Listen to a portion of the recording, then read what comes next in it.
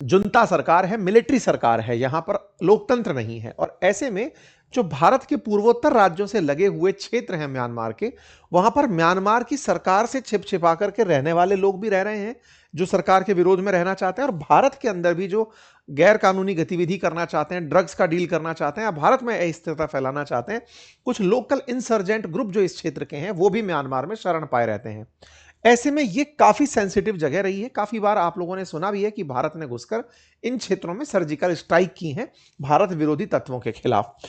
ऐसे में यह व्यक्ति यहां पाया जाता है। देखने वाली बात यह है कि मिजोरम के उत्तर में मणिपुर बहुत ही संवेदनशील हो जाता है यदि यहां पर ऐसी गतिविधियां हैं। मणिपुर काफी समय से देश के अंदर और विदेश में भी चर्चा का विषय रहा, जब यहां पर मैतेई और कुकी के बीच का जो विद्रोह है वो देश का केंद्र बिंदु रहा हो, चर्चा का केंद्र बिंदु रहा हो। ऐसे में विदेशी ताकतों का यहां इंटरेस्ट लेना, और दूसरी बड़ी बात, मिजोरम कनेक्टेड है बांग्लादेश से भी।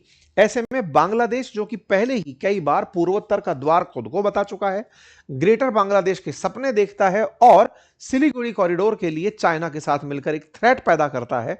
ऐसे में यह जगह काफी ज्यादा चर्चा का विषय बन जाती है। और विशेष रूप से तब जब मोहम्मद यूनुस जब यहां पर थे अफगानिस्तान बांग्लादेश के अंदर, तो उन्होंने जिस तरह भारत विरोधी बयान दिए थे, जिस तरह की हरकतें की थी, उससे यह चिंता और बढ़ जाती है। साथियों आगे बढ़ेंगे, लेकिन इससे पहले आपका 1 मिनट हम केवल चर्चा के लिए लेंगे, और वो ये है साथियों, आपको हमारा चैनल जिस तरह विजिबल होता है वहां पर एक ऑप्शन दिखाई देता है सब्सक्राइब का। आपके मोबाइल पर, आपके टीवी पर, जहां भी आप हमें देख रहे हैं, उसे दबा दीजिए। इसको इसलिए हम कहना चाहते हैं क्योंकि आप में से 43% ऐसे हमारे रेगुलर लिसनर हैं जो हमें सुन तो रहे हैं लेकिन वो हमें सब्सक्राइब नहीं करते।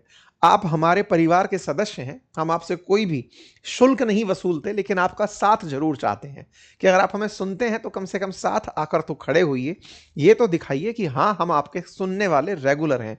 भैया बात ऐसी है कि आप इसे सब्सक्राइब करेंगे तो हमारी स्ट्रेंथ बढ़ती है, काम करने का मोटिवेशन बढ़ता है।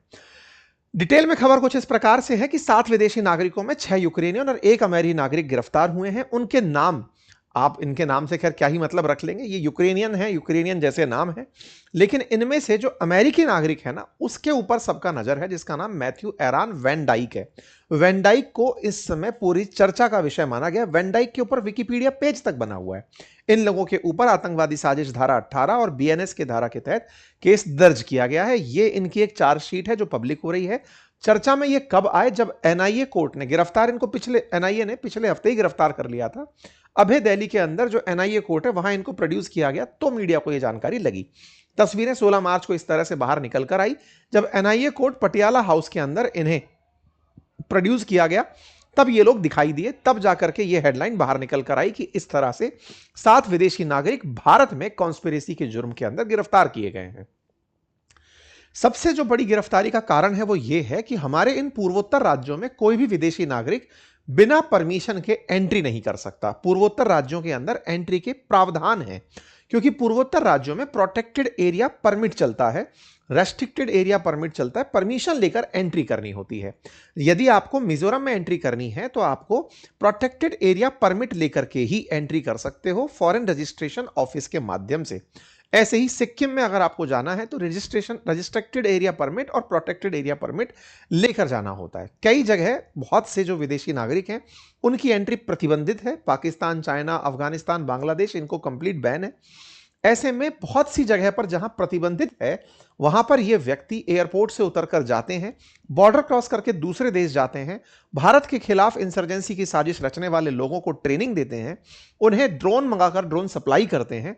ये सारी एक्टिविटीज एनआईए को पता चलती हैं। एनआईए इन्हीं के तहत इन्हें मुखबिरी के आधार पर गिरफ्तार करती है और गिरफ्तार करके कोर्ट के सामने प्रोड्यूस करती है। फिलहाल इनके मिले हुए जो मोबाइल फोन हैं उन्हें जो हमारी सर्ट इन एजेंसी है, जो कि इंटरनेट की दुनिया के अंदर सबके लिंक्स पता लगाती है, उसको डेटा एक्सट्रैक्शन के लिए दिया गया है। यह खबर अमेरिका के अंदर भी चर्चा का विषय बनती है और दुनिया भर के अंदर बड़ी खबर बन जाती है।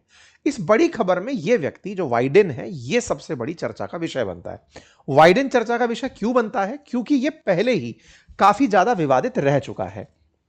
ये बाल्टीमोरा मैरीलैंड में जन्मा है। जॉर्ज टाउन यूनिवर्सिटी से सिक्योरिटी स्टडीज के अंदर यह व्यक्ति मास्टर्स की पढ़ाई कर चुका है। इसका अधिकांश जीवन दुनिया भर के अंदर अलग अलग जगहों पर युद्ध के अंदर ही जाकर बिताया गया है। इसने 2011 में लीबिया के अंदर जो गद्दाफी के खिलाफ जंग हो रही थी उसमें भी पार्टिसिपेट किया था। इसे युद्ध के दौरान पकड़ा गया था। वहां पर कुख्यात अबू सलीम जेल में 5 महीने से ज्यादा समय तक ये युद्ध बंदी के रूप में बिताया था। ये युद्ध के अंदर इसकी तस्वीरें हैं। सवाल बनता है कि ये कहां से पता चली। इसने खुद ही अपने ट्विटर हैंडल पर रिहा होने के बाद डाली थी। 2026 को इसने बाकायदा एनिवर्सरी मनाई, 15वीं एनिवर्सरी लीबियन रेवोल्यूशन की, और उसकी तस्वीरें साझा करते हुए कहा कि देखिए मैं कुछ इस तरह से था, मैं इस तरह से लीबिया के अंदर गया था।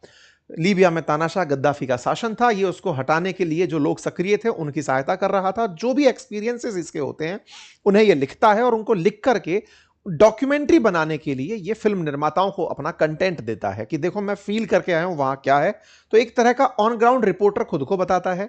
असल मायने में ये खुद की किताबों में लिखे अनुभव को फिल्मों में फिल्माता है और उन्हीं फिल्मों को फिर बेस्ट सेलर अवार्ड भी मिलते हैं, ऐसी भी जानकारी निकल कर आती है।